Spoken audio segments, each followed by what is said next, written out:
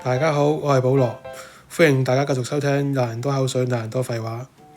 今日咧有個極限嘅想像問題啊，咁考下大家，或者引發大家去思考呢個問題，就係如果俾你3年食麵包白麵包啊，或者3年淨係食麥皮，早午晚三餐喎，或者總之你肚餓咧就食麥皮啦。你得唔得咧？你捱唔捱得過咧？3年時間食白麵包同埋或者食麥皮啦，俾你揀，得唔得咧？咁我諗好多人心裏邊諗，好簡單啫。平時我都係食開麥皮啊，食開麵包啊，或者平時我唔食嘢嘅，或者淨係飲杯奶搞掂噶啦，好簡單啫，好輕食嘅啫。咁我保羅問啲問題咧就冇咁簡單嘅。咁呢個只係一個好表面嘅問題啫，但係我有啲假設落去嘅。假設咧，你食足5年大魚大肉、自助餐啊、壽司啊、放題啊、火鍋啊、韓燒啊，你食乜都得嘅。即係你頭嗰5年咧，你任你食嘅。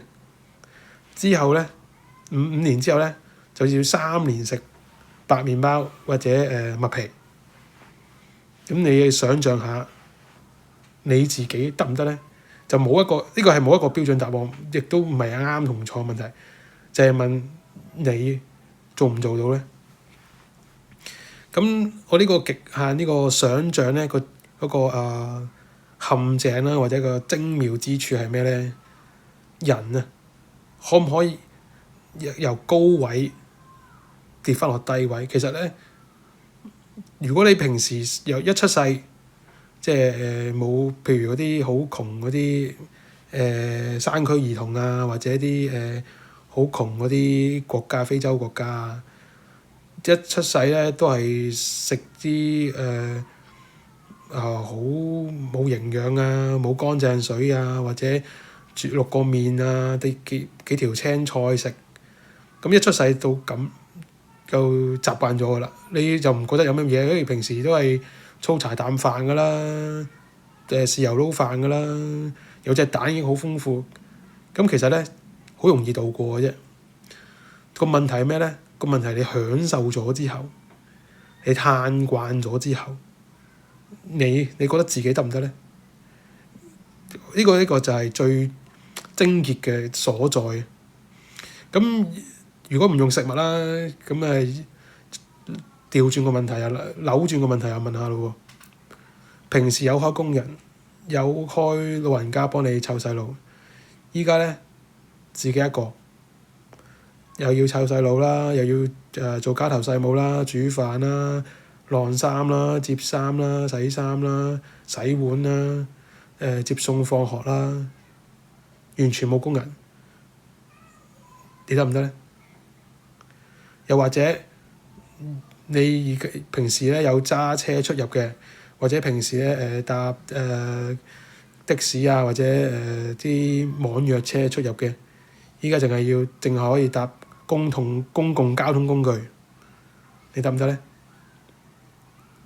仲要持續性喎，唔係一次半次喎，唔係因為架車壞咗喎，所以要逼住搭交通工具喎，唔係塞車喎，即係壞車喎。唔係話咁啱個工人放假喎，唔係話咁啱阿爸阿媽返鄉下冇人幫你湊細路喎，係持續性喎，咁得唔得咧？因為呢個都係好因人而異嘅，佢都冇話啱定錯啦。咁就係想問大家你有冇諗過一個問題咧？就係當自己咁我哋咧出生於呢個80後啊嘛，咁當時咧就冇 smartphone 啦，冇上網啦，咁同埋我即係公屋長大嘅，即係平時即係都唔搭的士咁滯噶啦，係大個咗，即係有錢咗啦，咁收入多咗啦，豪爽啲啦，又睇戲啊，間中即係會因為方便啦，所以搭的士啦，細路仔瞓咗覺，手抱又攰啊，趕住翻屋企沖涼啊，咁樣又夜啊，咁樣就搭的士啦，或者叫網約車啦。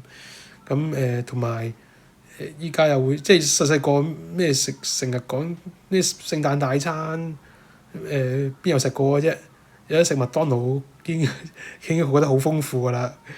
咁而家大個咗啦，食下自助餐啊、放題啊、火鍋啊、韓燒呢啲都即係飲下茶呢啲都好，即係唔係話成日做，但係要做即係要食都唔難嘅。去旅行又係唔難嘅，尤其是而家有廉航。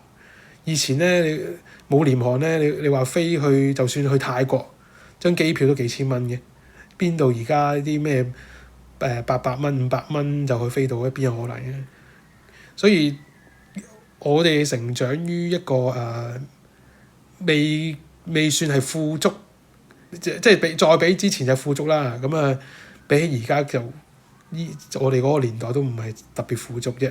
而且大個咗啦，個收入啊、人工啊都比以前阿爸阿媽個工人階級嘅年代咧多咗啦，所以就享受多咗啦。